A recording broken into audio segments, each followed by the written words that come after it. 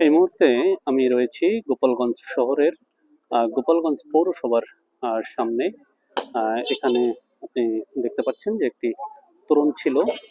আহ, সেই তোরণটি কিন্তু এখনো ভাঙা অবস্থায় রাস্তার উপর পড়ে রয়েছে।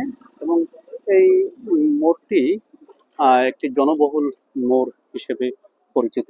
তবে এই মুহূর্তে এখানে তেমন কোনো লোকজন নাই। এবং যারা আছেন তাদের সবার মাঝেই আতঙ্ক বিরাজ করছে।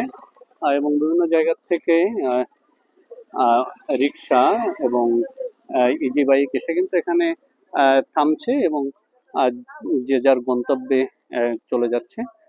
সবকিছু মিলিয়ে এই জায়গাটি এখনো কিন্তু খুবই থমথমে অবস্থা। এবং আসলে যে সংঘর্ষ বা